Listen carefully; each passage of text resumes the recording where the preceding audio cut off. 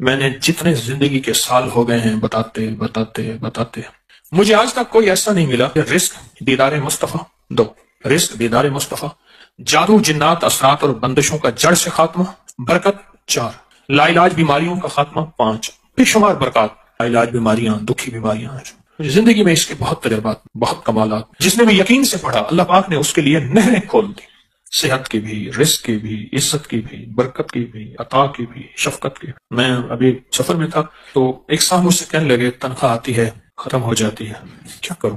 میں نے کہا 129 دن مجھے دے دے اور دے اللہ کے لیے، میں جیسے کہوں ویسے کر۔ 129 ٹافیاں لے لے، ہر ٹافی پہ صبح شام ایک بار سورت کوثر پڑھ، ہر ٹافی پہ صبح شام ایک بار سورت کوثر پڑھ، بس ہر ٹافی۔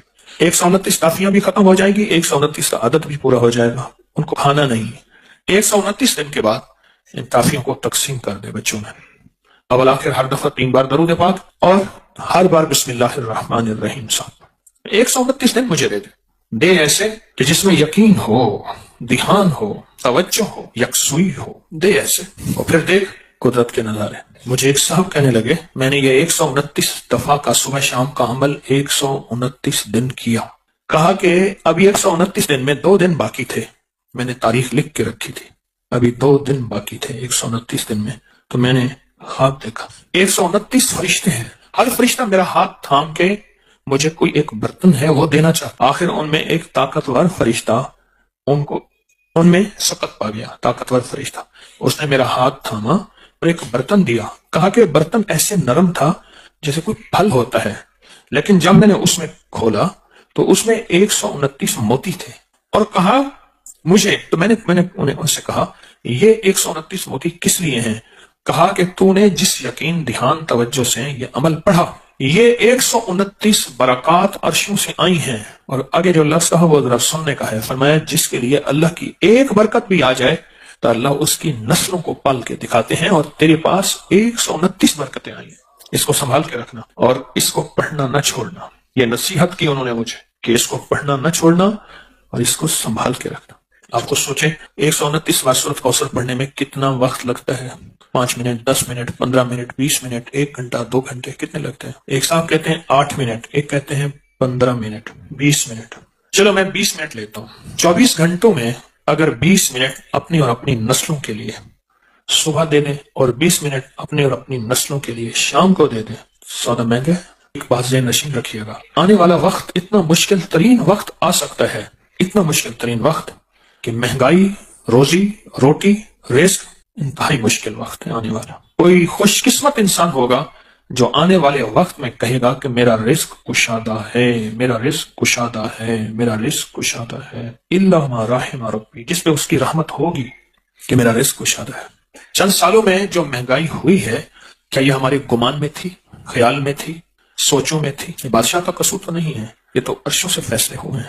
میں ایک آپ کو یقینی بات بتاؤں، آپ اس مہنگائی سے نہیں گزر رہے جس مہنگائی سے دنیا کے ملک گزر رہے ہیں، یہ میری بات حقیقت ہے۔ جب انسان باہر نکلتا ہے پتہ چلتا ہے یہ کیا، جس پہ اللہ چاہے اس میں مہنگائی کا اثر ہی نہ ہو۔ سورۃ کوثر آ گئی تو پھر تو سمندر کیا، دریا کیا، نہر کیا، کائنات آ گئے، اور یہ دریا ہمارے بتانے کے ہیں، یہ دریا ہے، دنیا کے بڑے بڑے دریا موجود ہیں، یہ ہمارے سمجھانے کے لیے ہیں۔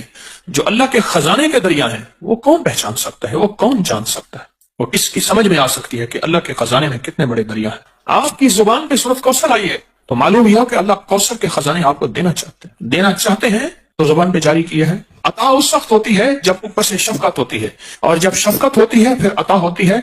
سورۃ کوثر آئی ہے، پرانی بات ہے، ایک صاحب مجھے ملے، کہے آپ سورۃ کوثر بتاتے ہیں، میں جو بتاتا ہوں۔ مجھ سے کہنے لگے کہ میرے والد کہتے تھے کہ میرے پردادا، اس وقت میں چھوٹا سا تھا، میرے والد کہتے ہیں کہ میرے پردادا، والد کہتے ہیں میں اس وقت چھوٹا سا تھا، میرے پردادا کہتے تھے بیٹا کبھی روزی روٹی کا فکر نہ کرنا، کبھی فقر اور غربت کا فکر نہ کرنا، کبھی قرضوں کا فکر نہ کرنا، اور کبھی تیرے اوپر جادو کوئی حملہ آور ہو، دنیا کا کوئی بڑا جادوگر ہے، اس کا فکر نہ کرنا۔ کس کو کہتے تھے؟ میرے والد کے والد کو، میرے دادا کو پردادا کہتے تھے، اور کہتے تھے میں چھوٹے ہوتے ہوئے سنتا تھا دلیل یہ دیتے تھے کہ اس کا فکر نہ کرنا، اس کا فکر نہ کرنا، اس کا فکر نہ کرنا۔ اس کی دلیل کیا دیتے تھے؟ دلیل یہ دیتے تھے کہ بیٹا میں نے سورۃ کوثر پڑھی ہے اور خوب پڑھی ہے، اور سورۃ کوثر میں یہ سارے وعدے موجود ہیں، اور میں نے اپنی نسلوں کی نیت کر کے پڑھی ہے۔ اللہ سچا، اس کے وعدے سچے، لہذا پریشان نہ ہونا۔ مجھ سے کہنے لگا کہ اب میں بوڑھا ہو رہا ہوں اور میرے پوتے ہو گئے ہیں۔ پھر اس نے نسلیں گنوائی، میرا پوتا، میرا بیٹا، میں 3، ابا 4، اب ایک ابا 5، اور وہ بتانے والا 6۔ کہا کہ 6 نسلوں میں یہ چیزیں نہیں ہیں جو وہ بابا کہے، 6 نسلوں میں یہ چیزیں نہیں ہیں۔ میں نے اللہ سے منوایا ہے، میں نے نسلوں کی نیت کر کے پڑھا ہے، میں نے اللہ سے منوایا ہے۔ جو بھی گڑ گڑا کے پڑھے گا، بھکاری بن کے پڑھے گا، محتاج بن کے پڑھے گا۔ دیکھیں، ہم اللہ پاک کی بارگاہ میں اگر 129 بار سورۃ کوثر پڑھ لیں، اور یہ 129 جو حرف ہے نا، لطیف، لام، طا، یا اور فا، یہ اس کے عدد ہیں، یاد رکھیے گا۔ اللہ لطیف بعبادہ، اللہ کا نام جو لطیف ہے نا، جس کو ہم یا لطیف کہتے ہیں، اللہ کا نام جو لطیف ہے اس کے عدد ہیں 129۔ اگر آپ کہیں 129 لکھتے ہیں کسی نمبر کے طور پہ تو پوچھا کیوں لکھتے ہیں؟ کہا محض اس کا لطف و کرم ہے، یہ میرا کمال نہیں ہے۔ یہ جو 129 کے عدد ہے نا، میں آج آپ کو 129 کے عدد کی طاقت ذرا بتاؤں۔ 1 طاق ہے، 9 طاق ہے، پھر 2 اور 1 کو ملائیں کتنے بن جائیں؟ 3، اور 3 کیا ہے؟ اس میں ایک اور چیز بتاؤں، جس عدد میں 1 اور 9 آئے، جہاں بھی عدد میں 1 اور 9 آئے، فرمایا بسم اللہ الرحمن الرحیم کے 19 کیا حروف ہیں، اور جہنم کے وہ 19 فرشتے جو سزا دینے والے ہیں۔ جو بندہ ان 19 حروف کو پڑھے گا، پڑھے میرے ساتھ، بسم اللہ الرحمن الرحیم، یہ 19 حروف اس کی حفاظت کریں گے، اور صرف بسم اللہ الرحمن الرحیم کے پڑھنے سے 129 کی عدد کی طاقت ہے، اور 129 کا عدد اس کے لطف اور کرم کو بیان کر رہا ہے۔ جو بندہ 129 کے عدد میں کوئی چیز پڑھتا ہے کہ سورۃ کوثر 129 ہے، وہ اصل میں یہ کہہ رہا ہے کہ مولا اس کی زبان پہ جاری ہونا بھی تیری کریمی ہے، اس کا پڑھوانا بھی تیرا فضل ہے اور تیرا لطف اور کرم ہے، اور اس کی تاثیر ایک وہ ہے جو میرے علم میں ہے، ایک وہ ہے جو تیرے علم میں ہے۔ یہ بھی بڑی اہم بات ہے۔ ایک وہ ہے جو میرے علم میں ہے، میں نے معلومات لی، تسبیح خانے سے سنی، کتابوں میں پڑھی، بڑوں سے سنی، کسی کتاب میں پڑھا، کسی تحریر میں پڑھا، میرے دل میں وجدان پیدا ہوا۔ ایک وہ ہے جو میرے علم میں ہے، ایک وہ ہے جو تیرے علم۔ تو اللہ تیرا علم کامل ہے، اس کے پڑھنے کی وہ طاقت بھی عطا فرما جو تیرے علم میں ہے، وہ تاثیر بھی عطا فرما جو تیرے علم میں ہے۔ کیوں؟ ہونا تیری سب کچھ رحمت اور تیرے لطف و کرم سے ہے۔ یہ 129 کا عدد اس کی رحمت کو بول رہا، اس کی عطا کو بول رہا، اس کی شفقت کو بول رہا، اس کی شان کریمی کو بول رہا۔ اور پھر وہ ایک صاحب نے مجھے جو سچا خواب سنایا تھا، برتن تھا ایسے نرم جیسے پھل ہو، اس میں 129 موتی تھے، اور وہاں کہنے والے نے کہا یہ 129 موتی دراصل 129 برکات ہیں۔ جب کسی سے برکتیں لٹ جاتی ہیں، جب کسی سے برکتیں چلی جاتی ہیں، اس وقت وہ بندہ پھر سچا ویران ہو جاتا ہے۔ جب برکتوں کے دروازے کھلتے ہیں، پھر زمین اور آسمان کے خزانے اس کے لیے وسیع ہوتے ہیں۔ جب برکتوں کے دروازے کھلتے ہیں، بزرگ دعا کر رہے تھے، بابا جی دعا کر رہے تھے کہ اللہ مجھ سے دولت چھین لینا، مجھ سے ملک اگر چھیننا ہے چھین لینا، اللہ مجھ سے صحت چھین لینا، میں شکوہ نہیں کروں گا، تیری عطا ہے تو جس کو دے، جس سے لے لے، لیکن اللہ مجھ سے برکت نہ چھیننا۔ کیوں؟ صحت ملی اور برکت اگر موجود ہوئی، صحت واپس آ جائے گی۔ اگر برکت موجود ہوئی، دولت واپس آ جائے گی۔ اگر برکت موجود ہوئی، نعمتیں، اقتدار، عروج، کمال مجھے واپس مل جائے گا۔ لیکن 129 کے عدد میں برکت ہے۔ اگر یہ عدد کچھ نہیں تھے، پھر اللہ کہتا فجر پڑھو، کوئی فجر کی 20 پڑھتا رکعتیں۔ عشق والے ہوتے جو پڑھنے کھڑتے فجر، تہجد سے جو شروع کرتے فجر پڑھتے پڑھتے پڑھتے پڑھتے، جو مجھ جیسے کمزور ہوتے وہ 2-4 پڑھ لیتے۔ اگر عدد کچھ نہیں ہے پھر فجر 2 ہی کیوں ہے اور مغرب 3 کیوں ہے؟ اگر عدد کچھ نہیں ہے پھر 30 روزے کیوں ہیں؟ اگر عدد کچھ نہیں ہے تو 7 چکروں کو ایک طواف کیوں فرمایا؟ اگر عدد کچھ نہیں ہے تو 9 ذی الحجہ ہی حج کیوں ہے؟ 10 ہو جاتا، 8 ہو جاتا۔ عدد ہیں والفجر ولیال عشر، وہ 10 راتیں آخر کیوں ہیں؟ ذی الحجہ کی 10 راتیں جن کی اللہ نے قسم کھائی ہے وہ کیوں ہیں؟ اور اگر عدد کچھ نہیں تو آخری عشرہ کیوں ہے؟ پھر آخری عشرہ رمضان کا، پھر اس میں طاق راتوں کا فرمایا، 21، 23، 25، 27، 29 کیوں فرمایا؟ بعض اوقات ہماری ناواقفیت کہ ہم کہتے ہیں یہ عدد کہاں سے آ گیا؟ یہ کائنات عدد کے ساتھ اللہ نے جوڑ کے رکھی ہے۔ اگر عدد کچھ نہیں ہے تو اللہ کو طاق کیوں پسند ہے؟ راز ہیں، راز ہیں، راز ہیں، اور راز کو راز میں رہنے دیں۔ اپنی عقلیں استعمال کریں گے تو راز سے محروم ہو جائیں گے، لیکن جو اس راز کو پالے گا وہ نصیبوں اور قسمتوں میں، جس کو کوثر مل گیا، نہ رزق کی کمی، نہ صحت کی کمی، نہ عزت کی کمی، نہ برکت کی کمی، اس کے ارد گرد حفاظت، کفایت، کفالت، برکت کا نظام ہے، اور پھر بھی کہتے ہیں کہ آپ کے دشمنوں کو اگر سمجھ نہیں آئے گی تو پھر ہم آپ کے دشمنوں کو نیست و نابود کر دیں گے کہ ان نشان اکا اور ابتر، ان کی حالت ابتر ہو جائے گی اور وہ ابتر سے ابتر ہو جائیں۔ اب ایک سوال ہے، جب آپ 129 بار سورۃ کوثر پڑھتے ہیں، رزق کیوں بڑھتا ہے؟ یہ ایک اہم سوال ہے، رزق کیوں بڑھتا ہے؟ برکتوں کے دروازے کیوں آتے ہیں؟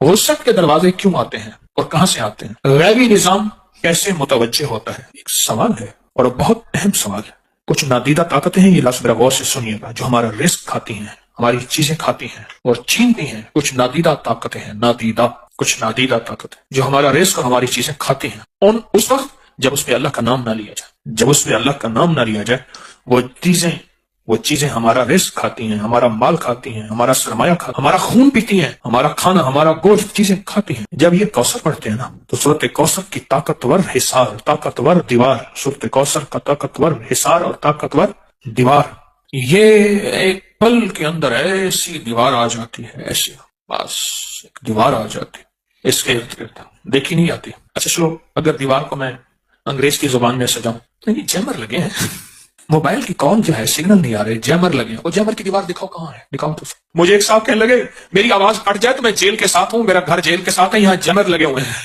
تو پھر کروں گا۔ اس نے پہلے بتایا، یا اس نے کہا جی ہمارے دفتر میں انہوں نے خود جیمر لگا دیا، ہم فون جمع نہیں کراتے تو انہوں نے خود جیمر لگا دیا۔ چل بھائی جاؤ، یہ جیمر کی دیوار کبھی مجھے دکھا دے کوئی بندہ، میں نے تو نہیں دیکھی، میرے پاس نہ علم ہے، نہ تقوی ہے، نہ بزرگی ہے، کوئی بندہ مجھے جیمر کی دیوار دکھائے، جو آخر دیوار ہوتی ہے نا جس سے ہمارے سگنل بند ہو جاتے ہیں۔ اللہ پاک جل شان ہو، اللہ پاک جل شان ہو اسی طرح جیمر لگا دیتا ہے ان چھیننے والی طاقتوں اور قوتوں کو، اور دنیا کے جیمر توڑنے کے لیے بھی طاقتیں موجود ہیں، لیکن رب کے جیمر کو کوئی نہیں توڑ سکتا۔ زندگی میں جب بھی کہیں مشکلیں آئی ہیں، جب بھی کہیں پریشانی آئی ہیں، جب بھی کہیں الجھنیں امت کو آئی ہیں، جب بھی کہیں اولاد نہیں ہے، رزق نہیں ہے، صحت نہیں ہے، عزت نہیں ہے، سکون نہیں ہے، چین نہیں ہے، راحت نہیں ہے، جادوؤں نے گھیر لیا، بندشوں نے تباہ کر دیا، حاسدین نے برباد کر دیا، مشکلوں نے سر چڑھ کے ہمیں جھکا دیا، حالات نے ہماری زندگی کو تنگ کر دیا، کوئی پریشانی کی ضرورت نہیں۔ مجھے کہنے لگے کہ ہمارے علاقے میں ایک صاحب ہیں، بابا جی ہیں، کوئی بھی مشکل ہو وہ بیٹھ کے سورۃ قل ہو اللہ پڑھاتے ہیں، ان کے پاس 7 کھانے لے جانے پڑتے ہیں، 7 کھانے لے جانے پڑتے ہیں، وہ سورۃ قل ہو اللہ پڑھاتے ہیں بٹھا کے بندوں کو، اور ان کے لیے کھانے ضروری ہیں، کھانے اچھے ہوں، ایک سوٹ ہو، 7 کھانے ہوں، ایک خوبصورت تکیہ ہو، ایک کھیس اچھا بہترین بچھونا ہو، ایک بستر کی چادر ہو، اور 7 کھانے ہوں۔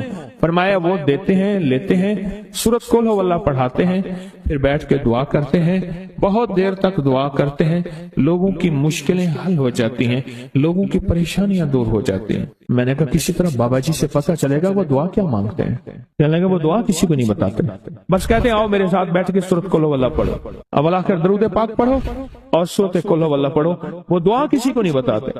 میں نے کہا کسی طرح پتہ کر وہ دعا کسی کو تجھے بتا دے۔ اس نے کہا پتہ کروں گا۔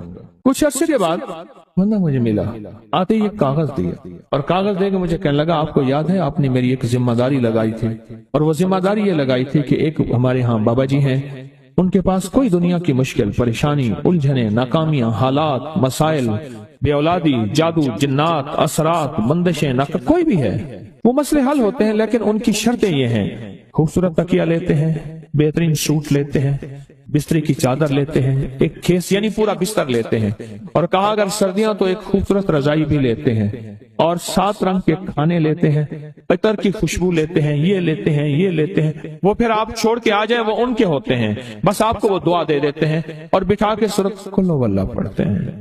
میں نے کہا کس طرح پتہ کر کے یہ عمل کیا ہے؟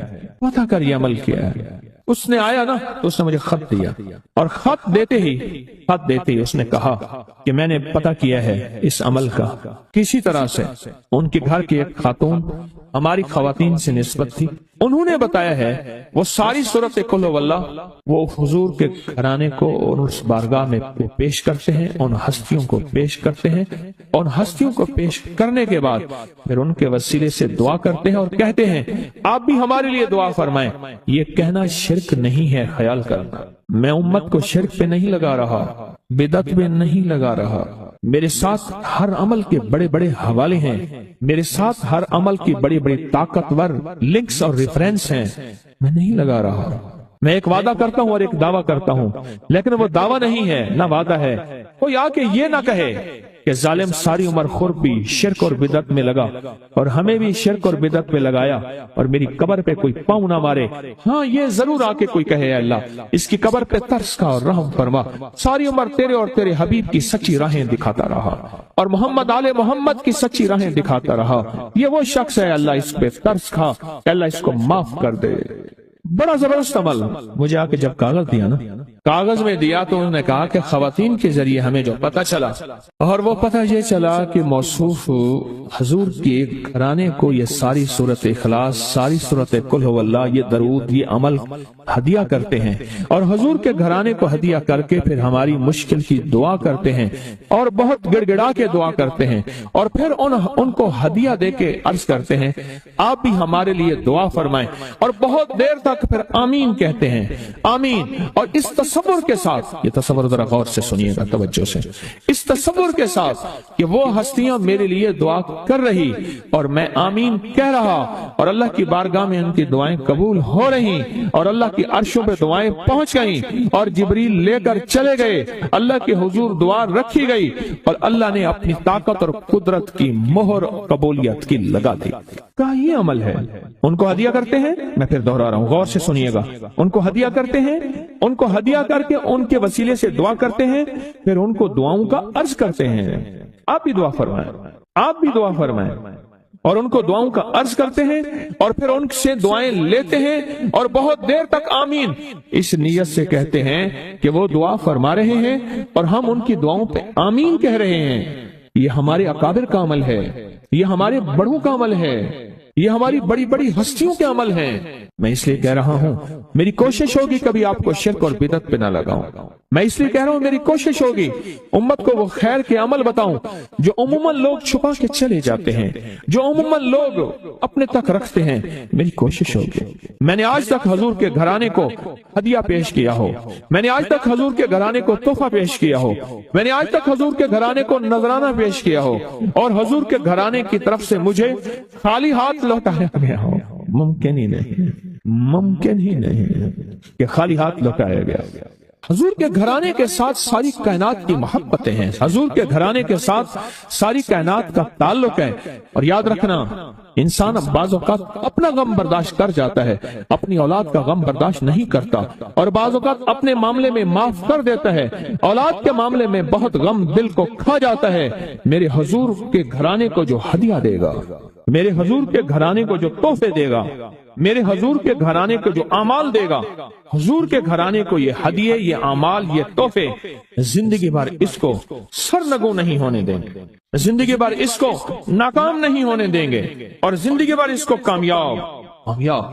2 تسبیح صبح 2 تسبیح شام سورت اخلاص کی، 2 تسبیح صبح 2 تسبیح شام سورت اخلاص کی آپ پڑھیں اور پڑھ کے ان ہستیوں کو ہدیہ کریں، ہستیوں کو ہدیہ کریں، حضور کے گھرانے کو ہدیہ کریں، اور حضور کے گھرانے میں حضور کی بیویاں، حضور کی بیٹیاں، حضور کے بیٹے، حضور کے داماد، حضور کے نواسے اور نواسیاں، یہ حسن اور حسین جس کو حسنین کریمین کہتے ہیں، یہ حضور کے نواسے ہیں، یہ حضور کا گھرانہ ہے، ان کو ہدیہ کریں، اپنے مسائل کو حل ہوتا دیکھیں، اپنی مشکلات کو حل ہوتا دیکھیں، اپنی ناکامیوں کو ختم ہوتا دیکھیں۔ سال سے یہ عمل بتا رہا ہوں، سال سے یہ عمل بتا رہا ہوں۔ میں نے تو جس کو دیا ہے زندگی میں اس کو کامیابی ملی ہے، میں نے جس کو دیا ہے وہ زندگی میں ناکام نہیں ہوا، زندگی میں ناکام نہیں ہوا۔